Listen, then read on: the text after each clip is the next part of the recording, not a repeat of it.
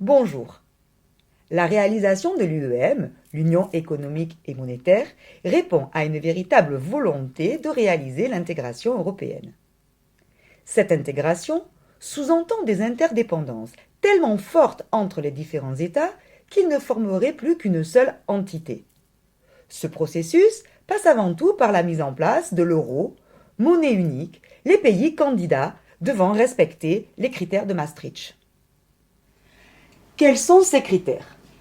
Un déficit budgétaire inférieur à 3% du PIB, des dépenses publiques inférieures à 60% du PIB, une maîtrise totale des taux d'inflation et une harmonisation des taux d'intérêt à un niveau très bas. En 1997, le traité d'Amsterdam instaure le pacte de stabilité et de croissance, qui renforce encore la coordination des politiques économiques.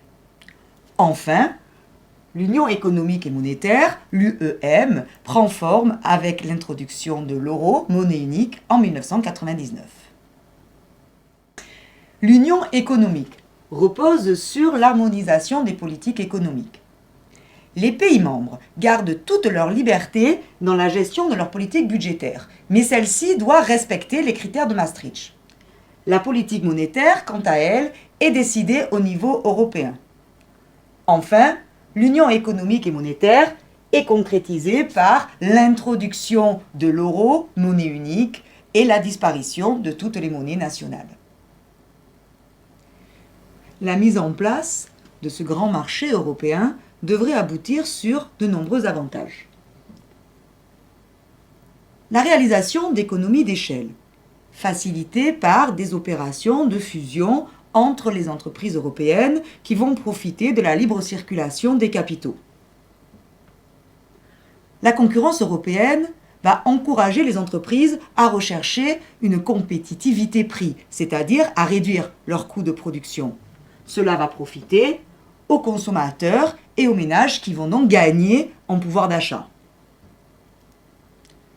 Le grand marché européen et la monnaie unique va bien évidemment encourager l'interdépendance et renforcer les stratégies de coopération entre les pays européens. Enfin, la disparition des tarifs douaniers et la libre circulation des biens, des capitaux et des marchandises va encourager le commerce intrazone, c'est-à-dire entre les pays membres eux-mêmes.